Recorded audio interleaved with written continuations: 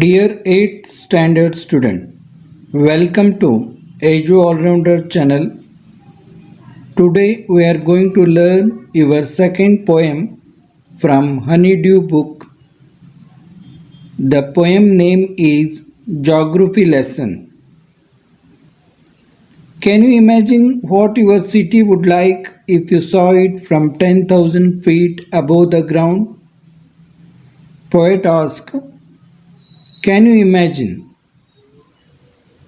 what your city would like if you saw it from 10,000 feet above the ground?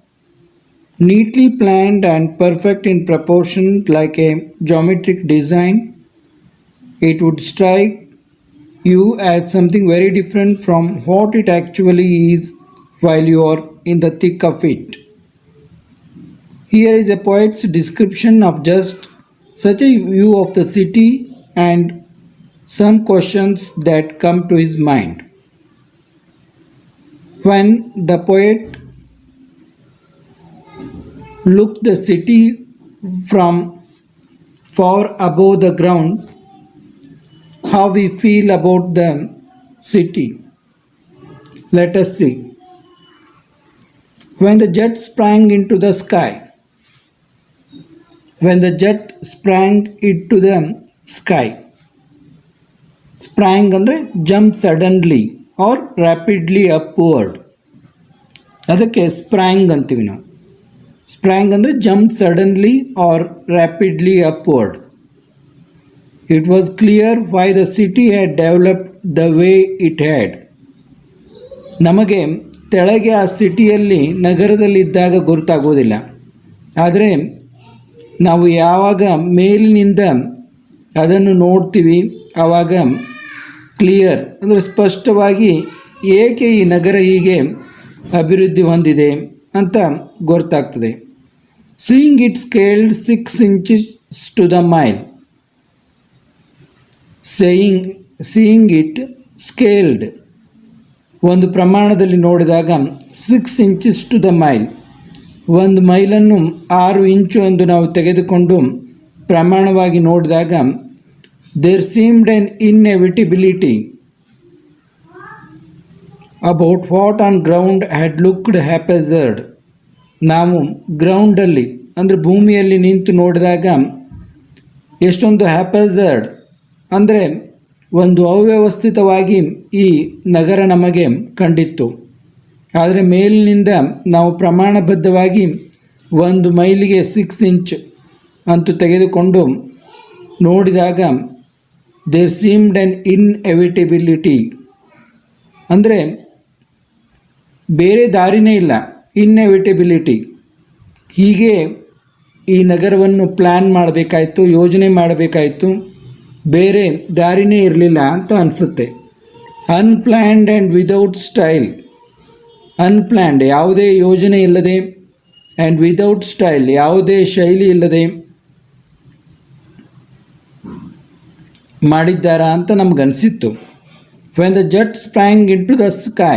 ಆದರೆ when the jet sprang into the sky, ನಾವು jet ವಿಮಾನದಲ್ಲಿ ಮೇಲೆ suddenly ಹೋಗಿ ನೋಡಿದಾಗ when the jet reached 10,000 feet, ಯಾವಾಗ ಆ ಜಟ್ ವಿಮಾನ 10,000 feet 10,000 ಫೂಟುಗಳಷ್ಟು ಎತ್ತರಕ್ಕೆ ಹಾರಿದಾಗ it was clear why the country had cities where the rivers ran. ಆವಾಗ ನಮಗೆ ಸ್ಪಷ್ಟವಾಗಿ ಗೊತ್ತಾಗ್ತದೆ ಏಕೆ ಈ ದೇಶದಲ್ಲಿ ನಗರಗಳು ನದಿಗಳಿದ್ದಲ್ಲಿ ಅಭಿವೃದ್ಧಿ ಹೊಂದಿದ್ದಾವೆ ಅಂತ. And why the valleys were populated, ಏಕೆ ಈ ಕಂದರಗಳು ಈ ಕಣಿವೆಗಳು ಇದ್ದಲ್ಲಿ ಜನ ವಸತಿ ಜಾಸ್ತಿ ಆಗಿದೆ ಅಂತ. ದ ಲಾಜಿಕ್ ಆಫ್ ಜಾಗ್ರಫಿ, ಈ ಒಂದು ತರ್ಕ, ಈ ಭೂಗೋಳದ ತರ್ಕ.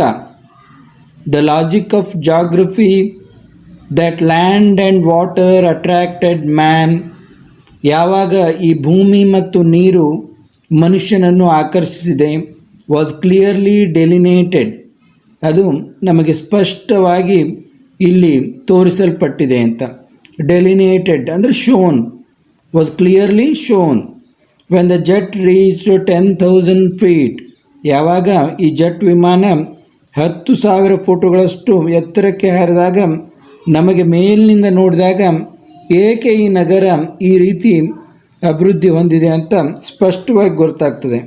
When the jet rose 6 miles high, ಯಾವಾಗ ಈ ಜೆಟ್ ವಿಮಾನ 6 ಮೈಲುಗಳಷ್ಟು ಎತ್ತರಕ್ಕೆ ಜಿಗಿದಾಗ it was clear the earth was round, ಗೊತ್ತಾಗ್ತದೆ ನಮಗೆ ಈ ಭೂಮಿ ದುಂಡಗಿದೆ, ಭೂಮಿ ರೌಂಡ್ ಆಗಿದೆ ಅಂತ ಗೊತ್ತಾಗ್ತದೆ. And that it had more sea than the land, ನಮಗೆ ಕ್ಲಿಯರಾಗಿ ಗೊತ್ತಾಗ್ತದೆ, ಸ್ಪಷ್ಟವಾಗಿ ಗೊತ್ತಾಗ್ತದೆ ಈ ಭೂಮಿಯಲ್ಲಿ ಜಾಸ್ತಿ ಸಮುದ್ರ ಇದೆ, ಭೂಮಿಗಿಂತ ಹೆಚ್ಚು ಸಮುದ್ರ ಇದೆ ಅಂತ. ಮೋರ್ ಸೀ ದ್ಯಾನ್ ಲ್ಯಾಂಡ್ ಅಂತ ಕ್ಲಿಯರಾಗಿ ನಮ್ಗೆ ಗೊತ್ತಾಗ್ತದೆ. But it was difficult to understand, ಆದರೆ ಒಂದು ವಿಷಯ ತುಂಬ ಕಷ್ಟ ತಿಳಿದುಕೊಳ್ಳಲಿಕ್ಕೆ ಅಂತ ಕವಿ ಹೇಳ್ತಾರೆ. ಯಾವುದದು? That the men on the earth found, ಈ ಮನುಷ್ಯರು ಈ ಭೂಮಿಯ ಮೇಲೆ causes to hate each other, ಏಕೆ ಒಬ್ಬರಿಗೊಬ್ಬರು ದ್ವೇಷವನ್ನು ಮಾಡ್ತಾ ಇದ್ದಾರೆ. To build walls across cities, ಈ ನಗರಗಳ ಮಧ್ಯೆ ಏಕೆ ಅಡ್ಡಗೋಡೆಗಳನ್ನು ಕಟ್ಟಿಕೊಳ್ತಾ ಇದ್ದಾರೆ. ಆ್ಯಂಡ್ ಟು ಕಿಲ್, ಒಬ್ಬರಿಗೊಬ್ಬರು ಏಕೆ ಕೊಲ್ಲಲು ಬಯಸ್ತಾ ಇದ್ದಾರೆ. From that height it was not clear why, ಕವಿ ಹೇಳ್ತಾನೆ ಅಷ್ಟು ದೂರದಿಂದ ಎತ್ತರದಿಂದ ನೋಡಿದರೂ ಕೂಡ ಇದು ನನಗೆ ಸ್ಪಷ್ಟವಾಗಿ ಗೊತ್ತಾಗ್ತಾ ಇಲ್ಲ ಅಂತ.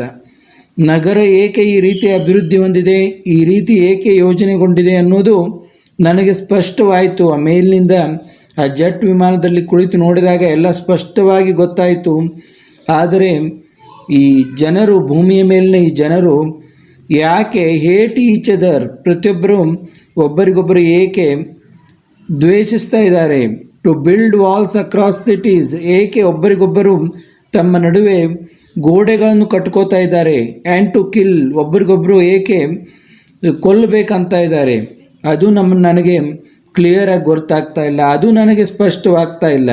ಎಲ್ಲಿಂದ ನೋಡಿದರೂ ಕೂಡ ಅದು ನನಗೆ ಸ್ಪಷ್ಟವಾಗ್ತಾ ಇಲ್ಲ ಅಂತ ಕವಿ ಹೇಳ್ತಾರೆ. ಜುಲ್ಫಿಕರ್ ಘೋಷ್ ಈ ಪದ್ಯವನ್ನು ಬರೆದಿದ್ದಾರೆ. ಇದು ತುಂಬ ಅರ್ಥವತ್ತಾಗಿದೆ. ಅಂದರೆ ಈ ಮನುಷ್ಯನ ದ್ವೇಷಕ್ಕೆ, ಅವನ ಈ ತಿರಸ್ಕಾರಕ್ಕೆ, ಒಬ್ಬರಿಗೊಬ್ಬರು ಹೊಂದಿಕೊಂಡು ಬಾಳಲಾರದ್ದಕ್ಕೆ ಕಾರಣ ನಮಗೆ ಎಲ್ಲಿ ನೋಡಿದರೂ ಗೊತ್ತಾಗ್ತಾ ಇಲ್ಲ. ಆದರೆ ಮೇಲಿನಿಂದ ನೋಡಿದರೆ ಈ ಭೂಮಿ, ಈ ನಗರಗಳು ಹೇಗೆ ಯೋಜಿಸಲ್ಪಟ್ಟಿವೆ ಅನ್ನೋದು ಸ್ಪಷ್ಟವಾಗಿ ಗೊತ್ತಾಗ್ತಾ ಇದೆ ಅಂತ ಕವಿ ಹೇಳ್ತಾರೆ. ಆಲ್ರೆಡಿ ನಾನು ಕವನದಲ್ಲಿ ಹೇಳಿದೆ, ಇನ್ಎವಿಟೇಬಲ್ ಅಂದರೆ ದಟ್ ಕ್ಯಾನಾಟ್ ಬಿ ಅವಾಯ್ಡೆಡ್ ಅಂತ, ಅದನ್ನು ಅವಾಯ್ಡ್ ಮಾಡಲಿಕ್ಕೆ ಸಾಧ್ಯ ಇಲ್ಲ.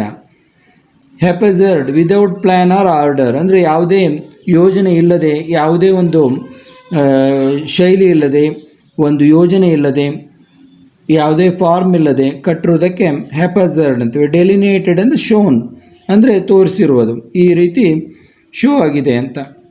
ಇಲ್ಲಿಗೆ ಈ ಪದ್ಯ ಜಾಗ್ರಫಿ ಲೆಸನ್ ಮುಗಿಯಿತು. ಮತ್ತು ಮುಂದಿನ ಪದ್ಯ ಗದ್ಯದೊಂದಿಗೆ ಭೇಟಿಯಾಗೋಣ. ಎಲ್ಲ ವಿದ್ಯಾರ್ಥಿಗಳಿಗೂ ನನ್ನ ಧನ್ಯವಾದಗಳು.